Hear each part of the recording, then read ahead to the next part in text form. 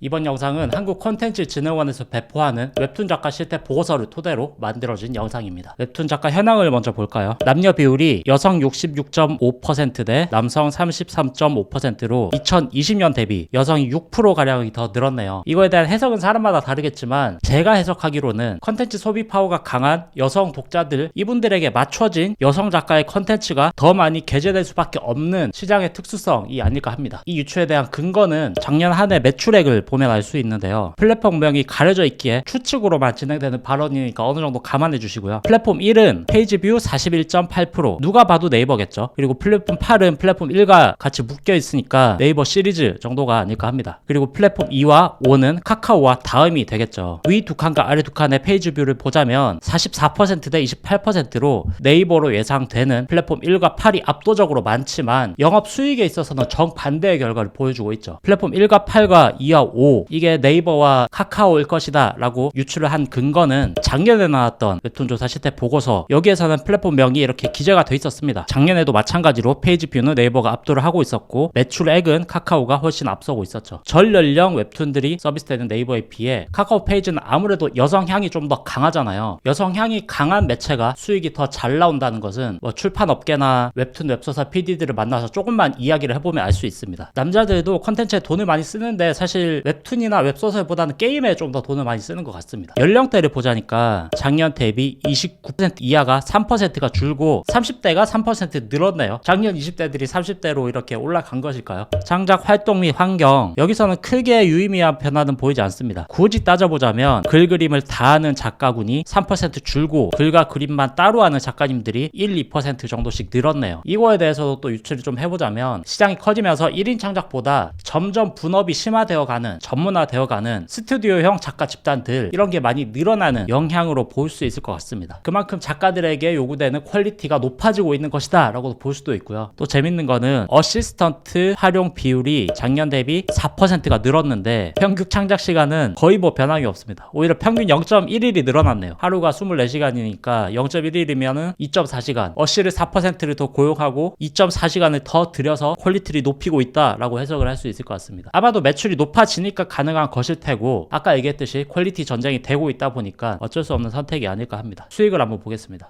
일단 데뷔부터 하잖아. 데뷔를 위한 가장 빠른 길을 안내한다. 우동이즘에 잘 팔리는 이야기 만들기.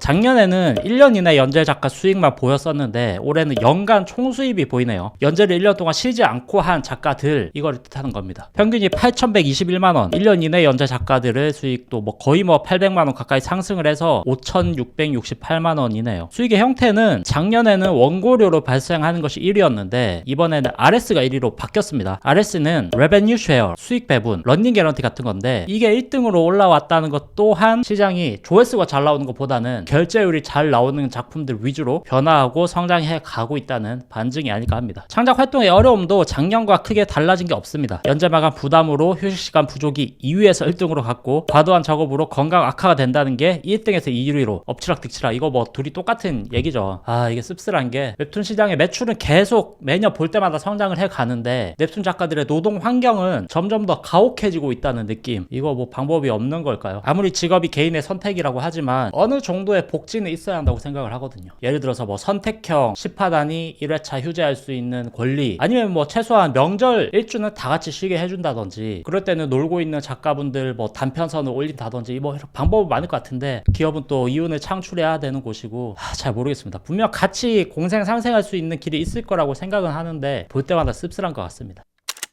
작년과 차이 나는 걸 보자면 플랫폼 에이전시와의 갈등, 이게 33%나 늘었네요. 시장이 커지면서 진짜 많은 에이전시들이 생겨나고 분업이 더 심화되면서 이 안에서 발생하는 수많은 계약 문제들, 이런 게 없을 수는 없겠죠. 악플 스트레스도 25%나 늘었습니다. 전체적으로 작가들의 수익이 늘어난 거 외에는 좋아진 게 하나도 없습니다. 다 안 좋아지고 있어요. 계약 형태는 작품당 영재 계약이 80%, 근로 계약이 13.9%.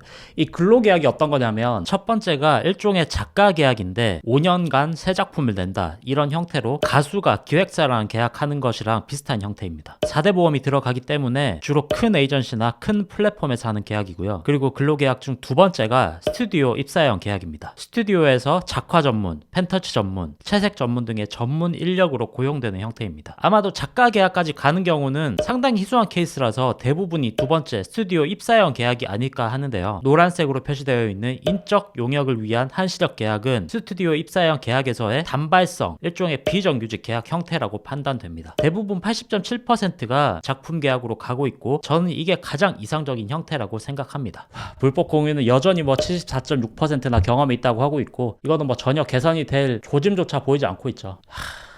그리고 마지막으로 또 볼만한 게 독점 작가, 지금 현재 연재를 하고 있는 작가라고 보면 될 겁니다. 2697명 비독점 작가. 비독점으로 실시간 연재를 하는 경우는 거의 없으니까 연재가 끝난 작품을 유료로 걸어두거나 비독점 형태로 여러 플랫폼에서 동시에 판매가 되고 있는 이런 형태로 볼 수 있을 것 같습니다. 4710명, 총 7407명이네요. 이분들이 전부 다 현역 작가로 볼 수는 없을 것 같고, 그렇다고 은퇴 작가라고도 볼 수 없죠. 작가에게는 은퇴라는 건 없으니까. 그래도 왕성한 활동을 하고 있는 작가의 수를 대략 유출을 해보자면 비독점 작가 수에서 퉁쳐서 절반 정도만 차기작을 열심히 준비하고 있는 작가분들이라고 본다면, 왕성히 작품을 준비하고 있는 작가 수는 전국에 한 4-5천 명 정도가 되지 않을까라는 생각을 해봅니다.